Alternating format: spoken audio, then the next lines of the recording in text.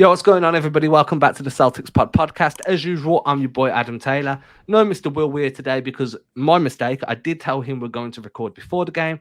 Then I changed my mind and said, hey, let's record after the game. And he had work. So, Will, if you're listening, that's my bad, bro. I do apologize. But you could catch Will on Friday. Will's the man. We're going to miss him. But we do have a pinch hitter with us today. We've got Mr. Tim Shields, part of Celtics Blog, former co-host of this podcast, also a co-host with me over on the Vitamin C show. And if you watch the Celtics pod live on YouTube or post after it's been recorded and uploaded on YouTube, you will know Tim's face from there too. Tim, my guy, what's going on, brother? Nothing much. Just kind of basking in that win from last night. Just impressive comeback. And I mean, especially given everything that happened with Jaylen Brown early on in the game. So just. Yeah, that was you said it before we started recording. And in full disclosure, we got about 5 minutes into a recording, and then I decided it wasn't going too well. So we've restarted the recording. So we've had this very early part of this discussion.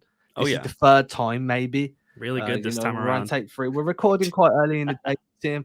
I've been busy. I haven't had as much coffee as I'd like. So, you're just going to have to bear with us a little bit.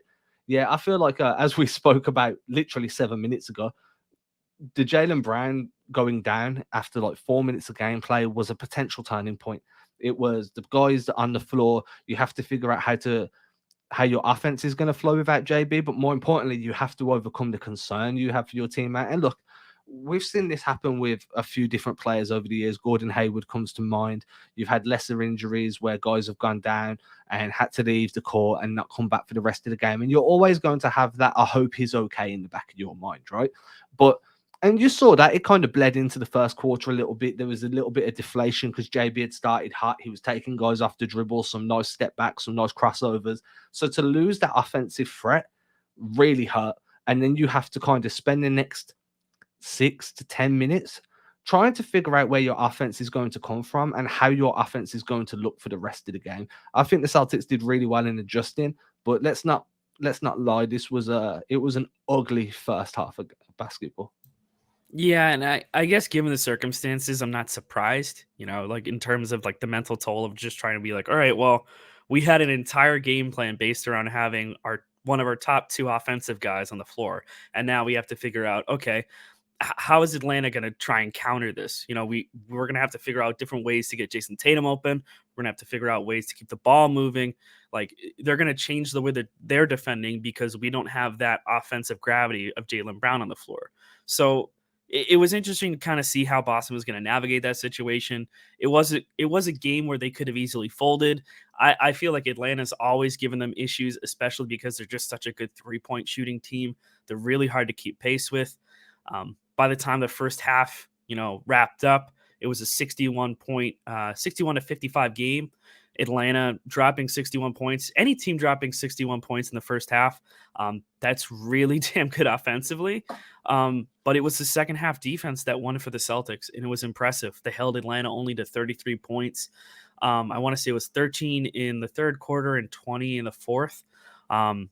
They just manhandled them, and it was a completely different level of physicality. And I think it's something that they've kind of lacked over the past few games consistently. So to get back to that against a team like Atlanta, given the circumstances, that was pretty damn impressive. Yeah, I mean, the one thing to remember as well is after the last game, after the Indiana game, Udoka kind of mentioned that, hey, we try to aim to hold teams to 20 points or less per quarter. That's what we're looking to do as a defensive unit. It's a good defensive performance if in that quarter they've scored 20 or less. So to say they scored 13 in one, roughly 20 in another, you've done your job. Gentlemen, we have achieved our goal. Let's go play some basketball, to quote Mr. Coach Carter, which I do considerable amounts of time. When it comes to the Hawks, and I've been kind of harping on about this in my writing and in my podcasting recently, is roster construction. I'm really big on finding balance. I've been watching a lot of Cobra Kai, so balance has been key to my thought process recently. I rewatched the whole thing, but when you're looking at roster balance, I'd much rather a team be like 8th in offense and 10th in defense, or 10th in offense and 8th in defense, than have one that's an elite offensive team and absolutely atrocious defensively, like the Atlanta Hawks are at the moment. First in 3-point percentage, 25th in defensive rating. And then if we look at their offense, they're second in offensive rating. So they're one of the best offensive teams, one of the worst defensive teams. There's a clear cut problem. You know what I mean? You can put points up, cool. You can't stop points from getting put up against you. It's the same issues that the Charlotte Hornets have been trying to figure out all year. And, very similar. You can get points on the board, but you can't really do nothing about it. Boston are the other way. They're 17th in offense, but they're second in defense. You can stop people scoring, but you really can't put much up, can you? You're struggling yourself to score. Poor roster construction on both sides, but I feel it's far easier to add shooters and fix that offense for Boston than it is to find defensive linchpins for Atlanta. And what you saw was what we've been seeing from Boston throughout most of their run recently. The Celtics just hunkered down on defense and turned it into offense. They were getting multiple turnovers, forcing turnovers, getting offense off those turnovers. On offense, they were drawing a bunch of fouls, just trying to really bang up the Hawks, get physical. And at that point, it's kind of just like, yo, Atlanta, you do you, because we know you're going to score the ball, but we know you're not going to stop us, and we know we can at least lock you down enough possessions to kill this deficit. So I think in the first half, it was very much an adjustment period, figuring out where your offense is going to come from without JT on the floor, who's going to have the ball in their hands, what type of hierarchy are we going to implement. Like, if no JT on the floor and Jayson Brown's injured, who is your number one scorer at that point? Who should it be? How are we going to get them the ball? And I think that took a little bit of an adjustment for them. And once they'd figured that out, and then obviously Tatum came into the third hot, and then he stayed hot for the rest of the game. And then Derrick White decided that Super Saiyan level 2 was necessary to win this game, and he went Super Saiyan level 2. It was definitely a good game in the second half, but the first one to me was just a feeling out process and just figuring out who is going to be the guy when Tatum isn't on the floor. Yeah, and I also think their three-point shooting overall, especially lately, is kind of tapered off a bit. So in order for Boston to try and find that offensive consistency, it does kind of start with their defense, right? So like they need to be able to create turnovers and capitalize on those. They need to be able to get stops, get those boards, and then, push in transition in order to try and make it easier. And granted, like I know that Atlanta is not a good defensive team, but they've still got some guys inside that you have to worry about. Guys like Clint Capella, like he's a physical presence, and trying to go ahead and get a shot up against him can be difficult. So Onyeka Okongwu is another guy that you have to worry about too. So for Boston to get in there and try and establish some physicality in the second half, that was a big step in the right direction, because I think that's something that they've been lacking. And I think this has happened a few times during the season, but there have been points in time where the Celtics haven't been able to establish any kind of consistent offense from deep specifically. And when they don't have that three ball, it's interesting to kind of see like, all right, well, if our shooting's not there, we need to rely on our defense, and we need to be physical. And that means physical on both sides of the ball. We need to not hesitate to get into the paint. We need to draw contact. We need to attack. And like they've been making a good point of doing that, I feel like. And that's really like what ended up setting the tone for that second half. And it got Atlanta in foul trouble, like you said. So like that's the big thing. If your shot's not there, you cannot hesitate to get into the paint, to get physical, and to draw contact and to play through it and just play like nitty gritty basketball. And that's why Bogdanovic hurts Boston every time he plays against them, because he embraces that style of play. I think that Bogdanovic is one of the better players in the Eastern Conference for finding shooting pockets. And if you can't find a shooting pocket, he's going to create one for himself. You'll see him. He'll put the ball on the floor, bump you, step back, wait for you to kind of react, and then just take an extra dribble and is in a shooting pocket for himself. And that's why he plays so successfully against Boston, because he embraces their style of defense and kind of leans into that physicality rather than shying away or allowing it to affect his game. Whereas the rest of the Hawks, they're a little bit more, how can I word it? They're a little bit lighter, if you know what I mean. It's easy to knock Trae Young about. He's a slight guy. He's very skill-based, very shifty, great fast twitch muscles. But once you start banging him up a little bit, he's going to start thinking twice before going into the lane. And I know he's an exceptional three-point shooter, but Boston were doing a great job of switching Rob onto him, switching Al onto him, and making him have to shoot over a solid 6'10", 6'11" guys. And if you're trying to shoot over Rob Williams, you don't just shoot over the frame. You have to shoot over the jumping ability. It alters the shooting trajectory. So I think that physicality switch, coupled with how they were switching on the perimeter, really took Trey out of the game for stretches, really made him struggle. You saw Huerta get into foul trouble as well. They were definitely going at Huerta with Tatum and White, allowing them to drive at him, knowing that he's not going to be able to stay in front of those guys. It was very good matchup-based basketball. I think Udoka got very good scouting reports on this game. And look, the Hawks have gave Boston trouble throughout the season. Clint Capella, as you said earlier, is another guy that leans into that physical type of play, and he excels when the game gets physical. But they've only got 2 guys that do that, maybe 3 if you include DeAndre Hunter. They've only got 2 or 3 guys that can really play through contact and rise above that contact, whereas Boston have 8 or 9 dudes that are going to literally hunker down and just be like, right, if you want to play physical, that's fine. We can play this gritty ball. This is because once you start playing that gritty basketball against the Celtics, what happens is you think that you're retaliating, but what's happened. They've brought you down to their level. Now you're playing Boston Celtics basketball, and that's where they want you. They want you trying to out-muscle them. They want you trying to out-hustle them, because it's not going to happen. And that's just the way it is. And I think that once the Hawks kind of started playing into the Celtics style, that's when Derrick White got hot, had a massive explosion in the third, carried it on in the fourth. That's when Tatum was like, right, then I'm going to drop 10 points this quarter, but I'm barely going to do anything other than get to the free throw line. It was just very easy for the Celtics to start manipulating things, because Trae Young was scared to drive, and they'd also figured out, hey, you're not really going to have much success shooting over Rob Williams, so we're going to switch Rob onto you all the time. Huerta's Huerta, he'll get hot for a minute, then he'll go cold. I really enjoyed it. I think that second half of basketball was fantastic adjustments from Udoka, and that the Celtics won the mental game at the very beginning of that third and just kind of rode it out throughout. Yeah, and I think this is one of those games where you're going to look back at is like a potential, like down the stretch of like, is this Celtics team capable of doing this against opponents who are like offensive juggernauts? Like, does this make you feel better moving into the playoffs, getting on later into the season against, good opponents who are capable of shooting the 3? Like, are you going to be able to do this consistently? And I think this is like a good indication that they can do that. Like, as you talked about before, when it comes to physicality, like the Celtics are one of the best teams and they need to play physical.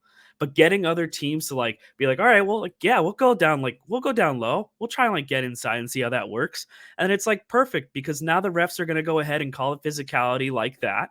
And if they're going to go and call it that way, then we can play like that too. And we'll do it better than you, because that is literally our brand of basketball. So Boston being able to get into their defensive presence and to establish that kind of physicality consistently is how they're going to win games. And that's honestly what it's going to be like in the playoffs.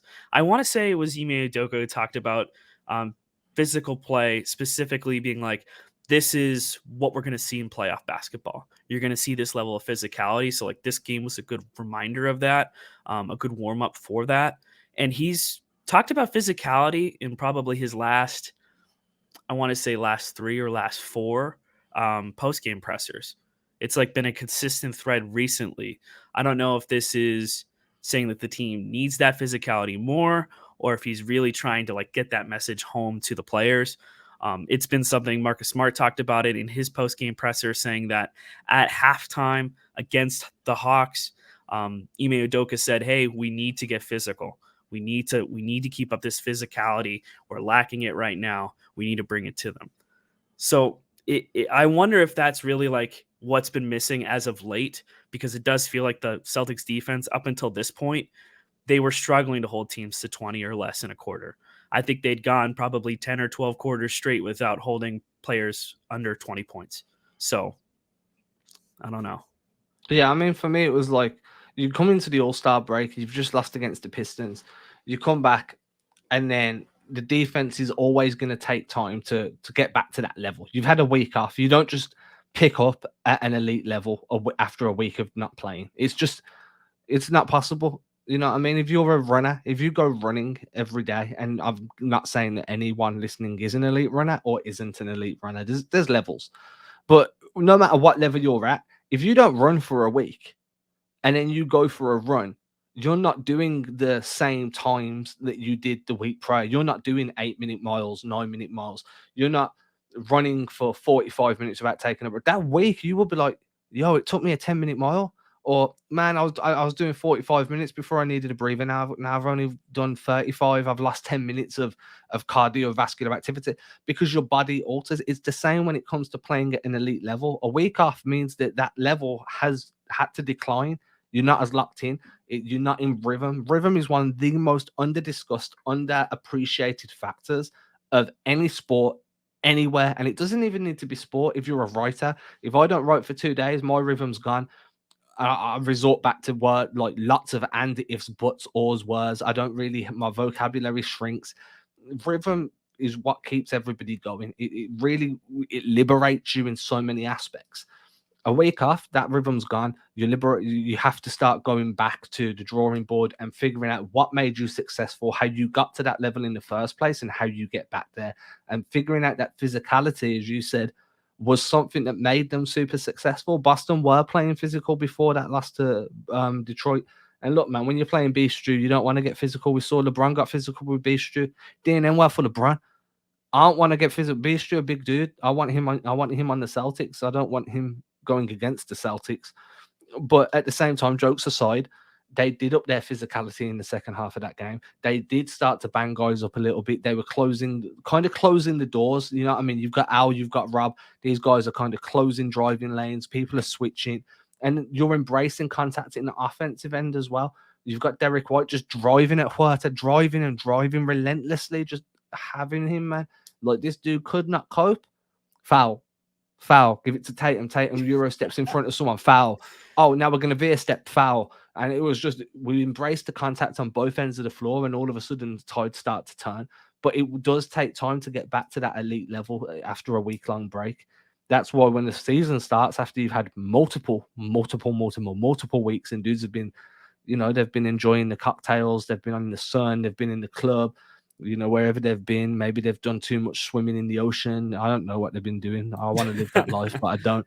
But that's why the season starts off scrappy the way it does. And the turnovers are up, and guys are missing shots that they'll be sinking in 6 weeks' time because there is no rhythm. And this is the rhythm of the night. I was gonna say, you're getting like really philosophical with the rhythm, like the rhythm of life. Like, it's very delicate. Honestly, I think it's so under-discussed. It's I mean, I wish that there was a metric to actually kind of like talk about rhythm, especially in terms of game flow. And speaking of game flow, I feel like there was a massive turning point in the fourth quarter. And like, to be clear, like, for the Celtics to get back into this game, it wasn't even just a matter of, getting it to within, 10 digits, or cutting it to, getting it to a tie game.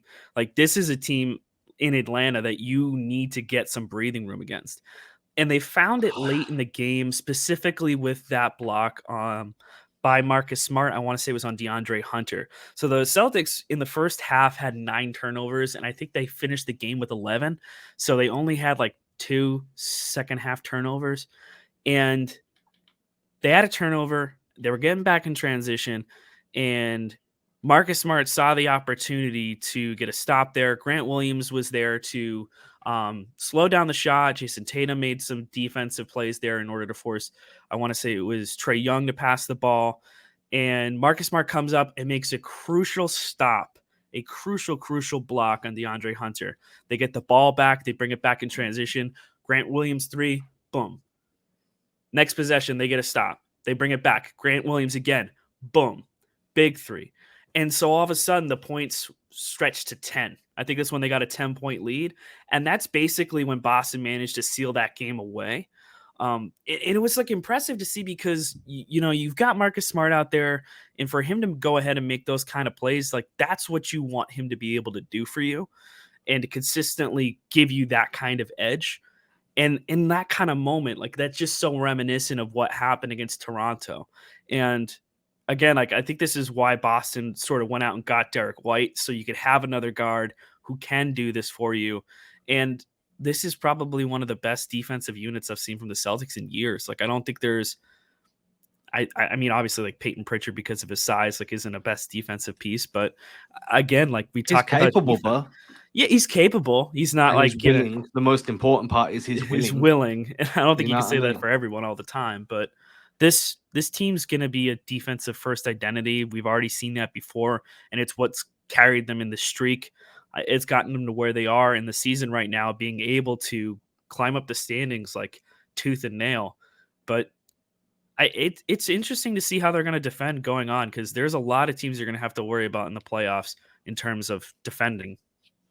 Yeah, I think the only thing is, like, I'm confident in their defense. I'm going to be honest. Mm. I think that when they're clicking, they are arguably the best defensive team in the NBA. I don't, when I say arguably, I think maybe you could put the Warriors in there when Draymond's healthy. The Cavs could probably be in that discussion. The Suns are a really good defensive team, and I think the Heat, when healthy, are a really good defensive team. So it's arguable, but I think that Boston are marginally better than each of those teams for specific reasons. But the problem for me is you still need to address the shooting. I get, oh, well, we're going to ride with our defense, and come what may, we can always rely on setting the tone defensively. That's cool. But guess what? Great defense doesn't always stop great offense. And teams that have elite shooters will still smoke you, because that's the way the NBA is. You know what I mean? So you need to figure this out. And part of me feels like when you're looking at what Brad Stevens done since the trade deadline, right? Brad Stevens converted Sam Hauser. He converted Luke Cornett. Two guys that can shoot the free ball. Hauser being the better of the two, evidently. I genuinely think Hauser's probably the best shooter on the court, on the team now, behind Peyton Pritchard, in terms of who's not a star. You know, so let's remove Jaylen and Jayson clean off the discussion before I start having people throw tomatoes at me. You know, when it comes to role players, I think Hauser's the best shooting role player next to Pritchard. Those two are probably goes Pritchard then Hauser, to be fair. But what happens is, I'm like, is Brad Stevens kind of haunted by the ghost of Max Strus? Like, you know, he never made the decision to waive Strus. That was an Ainge decision. Strus goes over to Miami on a 10-day, earns a two-way. From a two-way, earns a full-time contract. Now he's a genuine shooter in the league. So what do? You go and get Matt Ryan. You put Matt Ryan in that position, and you're like, right, there's our two-way guy now. He's a shooter. But what we've also done is converted a two-way guy that's a shooter into a full-time contract. Cool. But threes aren't falling, and we're not seeing the guy you've converted into a full-time contract. I get it. He's a defensive liability. But I do think you need to start figuring out what shooters you have and which ones are reliable. Pritchard's shooting over 40% since coming back off the All-Star break. We know he's reliable. Fantastic. Great. We have one dude off the bench that can hit three. Two, if you want to include Grant Williams, if he hasn't had to start because you've sat Horford or whatever. So now there's Tatum, Brown, Pritchard, Williams. You've got four legitimate high-level three-point shooters. But Tatum and Brown have so much stuff on their shoulders, they need outlets. So now you only have two. You know what I'm saying? You have Pritchard, you have Williams. Having one more, which was supposed to be Neesmith, but Neesmith's just having an identity crisis at the moment. That's completely fine. We were talking this way about Grant Williams last season. You know what I mean? I think everybody needs to remember that. Grant Williams was going through the same struggles that Neesmith is going through right now. So I'm remaining patient with Neesmith. But what I will say, and you can hear a phone ringing in the background, I do apologize. What I will say is, give Hauser some minutes, just 5-6 minutes against not starting, but rotational level talent. Don't put him in at garbage time, because you can't really ascertain anything there. You know what I mean? He's trying to defend guys that aren't getting minutes on another team. What does that teach you? Yeah. You need to be putting him in against second units and being like, right, he's getting cooked by this type of player. So we know if we come up against a team with a really athletic wing, Hauser's going to get smoked. But if we come up against a team that's got a catch and shoot guy, Hauser's holding his own, and you start finding out what situations you can start bringing him along in. Because I do think the lack of three-point shooting is going to be a big issue. And we're going to see that. I personally think it's going to be one of the biggest issues when they face the Grizzlies tomorrow. Yeah, and the Grizzlies are a team that scares you, especially when you talk about Ja Morant and the stretch of play that he's had. You know, he's inserted himself in the MVP conversation. And the Grizzlies, another team that has just built organically, drafted right. They've got plenty of 3-point shooting. They've got a lot of athleticism. They've got really good defense too. And they're a team that is going to be a matchup problem. Like they're one of the best teams in the league right now. And it's crazy cuz like, you know, they kind of just came out of the woodwork, but they've been doing this like patiently, building right, drafting right. And I think that's where some of the draft issues that the Celtics have had, like they really loom large, especially when you look at the 3-point shooting right now. You need Aaron Nesmith to figure it out. You need him to figure it out. I don't know how long it'll take. I don't know if it's going to take a whole off season with a shooting coach to get that stroke right, but you need him to be able to hit from three. Because if he's not able to, then what else is he bringing? Is he bringing energy and defense? Okay, that's good. You can get anybody to do that for you. You can go ahead and get a vet minimum guy to bring you defense. You need someone who's a 3-point specialist. And it was interesting that you brought up Strus, especially when it talks about Hauser. Like maybe you just need to be a little bit more patient with some of these two-way guys if they're like a specialist position. Like right now, you need 3-point shooters. And if Hauser's a defensive liability, then so be it. You just need to figure out where you're going to put him in. Like even if it's just, spot minutes here or there where you need like, hey, we need you to go out and just hit threes. Like we'll figure everything else out after. Just go in there, hit some threes, get into a rhythm. Because once you get someone into the offense and capable of shooting and they're confident, then you figure out the rest after that because this is a very good defensive unit. Like we've seen them put out guys who aren't good defenders. Like we entertained Enes Kanter for how many seasons here now? And they had to try and change their entire defensive scheme in order to keep him out there. To try and sub in a wing like Hauser, like I don't think it should be that much of an issue. And I don't know if it's just a matter of you don't want to mess with what you got. Like, but judging like you look at Nesmith right now, is Nesmith really locking guys up defensively? He really struggled to grab the concept of the switch everything system. You saw him getting put out of place a bunch during the early season. Again, I still believe in him. I think that we're just seeing him go through what Grant Williams went through last year. Plenty of time for improvements. Please don't think that I'm writing Nesmith off. I've got every faith that he can develop into a very good player. But if he's not, if he's a defensive liability because he gets lost on switches, well, at least Hauser's going to hit threes. Nesmith is really struggling right now. And I understand that he was a lottery pick, 14th overall, and Hauser was undrafted. I get it. I understand. But if Hauser can come in and give you 2 to 3 bombs a night, like he hits 2 or 3 threes out on 6 attempts, or he goes 2 for 5 even, or 3 for 4 on certain nights, that's more production than what Nesmith is giving you right now. And you have to lean into that because you need to fix your 3-point shooting. At the moment, it is a problem. JT, JB, Derrick White, Marcus Smart, they're all driving and kicking, but it has to result in a couple of steps in because there's more mid-range shooters than there is 3-point shooters right now. And I think that's why Pritchard has been such a big breath of fresh air since kind of getting a spot back in the rotation with considerable minutes. But you still need more. I do want to give Pritchard a lot of credit, though. Flowers, dude. Give him some flowers. I mean, because he was, very nice bouquet, but perhaps some daisies or petunias. He ended up getting cut out of this rotation pretty early on in the season because they had Dennis Schroeder. And I do like the fact that like they went ahead and they moved on from Josh Richardson. They moved on from Dennis Schroeder and specifically said, this is going to open up minutes for guys like Peyton Pritchard and Aaron Nesmith. Like we trust those guys. We want to give them minutes in the rotation. And so far it took like a little bit of time after the deadline, but like not too much longer after, like you're seeing them get minutes now, especially for Nesmith, for a guy that young and not as, in my opinion, not obviously as polished as Peyton Pritchard coming in the league. And part of that goes to the fact that Pritchard played 4 years in college. You get a more consistent effort out of Pritchard right now in terms of what he's giving you from behind the arc, but you're able to give these guys minutes now because you cleared up the bench. But at the same time, you lost a little bit of shooting with Josh Richardson, and you're hoping that you can get that kind of effort out of Derrick White, and he's been struggling from 3.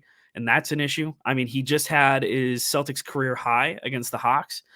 He didn't shoot fantastic from 3 that game, but a lot of it came from attacking, slashing, getting into that mid-range, as you said. He took what to the cleaners.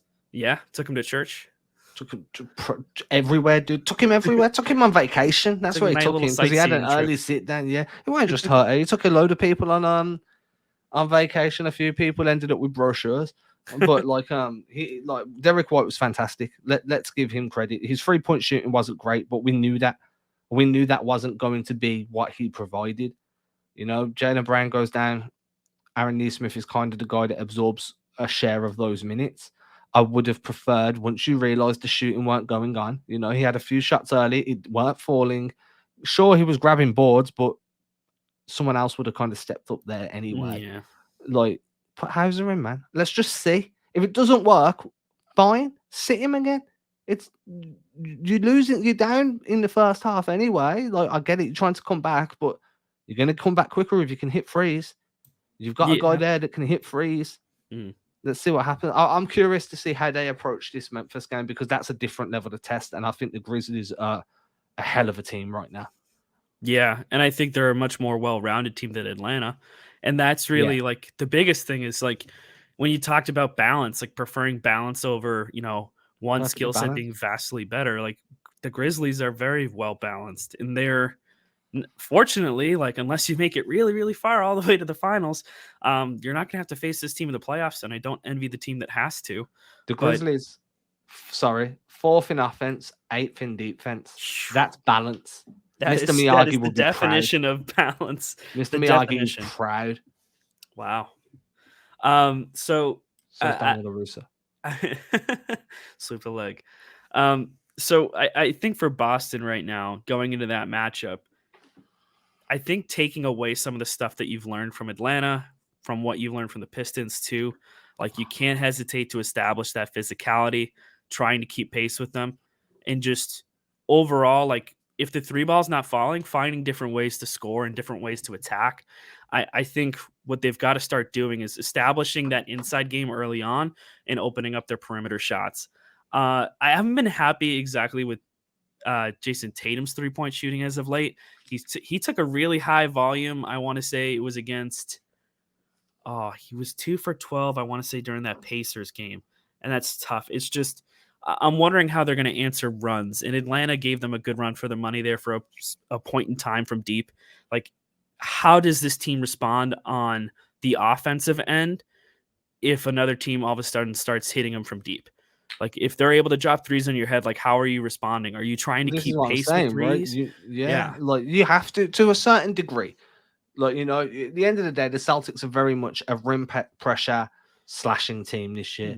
So you stick to your game plan. You don't let threes being drained on you alter your approach. But at the same time, you need guys that are going to reliably hit those threes. And you have that in Grant Williams. You have that in Jaylen Brown and Jayson Tatum. You have that in Peyton Pritchard. But you'd like it in one more guy. Considering that Tatum and Brown aren't really going to share the floor much throughout the game. It's only going to be in crunch time at the start of games. The rest of the time, they're staggered between each other. Considering Grant Williams isn't always going to be on the floor, Peyton Pritchard might have matchups that don't work. You do need one extra shooter. I'm going to leave it there, though. Anything more you want to add before we bounce? Not really. I guess by the time this drops, we'll be right before the Grizzlies game, right? Are you dropping this today? Today. All right. Well, you'll hear it before the Grizzlies game then. Wednesday. That's why we recorded. Yeah. We recorded late purposely so we could talk about the game. Of course. Well, that's a good thing. I'm stretching right now. Yeah, I'm stretching too. Just so everyone can hear this, because it really offended me. So I've been putting, if anybody doesn't follow me on Instagram, definitely do, at Adam Taylor NBA. I've been putting reels up of segments of podcasts that we do. And somebody commented and called me Samuel Tarley. Jeez. Do you know how offended I was, bruh? Yeah, I can imagine why. Apparently, I look like Samuel Tarley. I think it's the beard, maybe. I'm not impressed. I know you're not. Samuel Tarley was 5'6". I'm 6'3". I look nothing like the dude. Yeah, that's fair. I'm tattooed, literally from my shoulder all the way down. I'm literally covered in tattoos. How can I be Samuel? I was very offended. Obviously, I can imagine. See that because I record in a hoodie, so no one can see the tattoos. But that's neither here nor there. That's not the point. Yeah, it's not the point. I was offended. I just thought everybody else would like a laugh just at the end of the show. Anyway, if you've enjoyed what you've been listening to, which of course you have, that's why you've made it to the end of the show. you scroll down, hit that 5-star button, go down to where it says comment and say Adam is amazing, Willie's amazing, Greg is amazing. When Tim jumps on, Tim's amazing. Something nice. And I get it. Sometimes you don't want to leave nice reviews. If you're anything like me, you only leave a review when you're very dissatisfied. At which point, don't leave a review. Do this instead. Usually I'm going to throw Tim to the dogs. Tim, you can explain to people how they can help grow this show without leaving a review by word of mouth. What ways can they do so? Send a telegram, maybe a candygram, maybe go ahead and send a nice tweet out there, share it to your friends on YouTube, Facebook, Instagram. Perhaps you mention us on a random TikTok. Perhaps you plug us to your barber, your dentist, your lawyer, your mother-in-law. Perhaps maybe she's a big Celtics fan, who knows? And share it with your family and loved ones, I guess. And definitely your cantaloupe salesman. If you buy lots of cantaloupe, he will probably be I got a fan of podcasts. Yeah, I've got a cantaloupe guy. Anyway, everybody, you will catch me again on Friday. And on Friday, we will be talking about the Memphis Grizzlies game. Shock. It will be another late recording, so it will release later in the day. I'm hoping that I'm going to reach out to him soon. I'm hoping I can bring a buddy of mine on that covers the Grizzlies.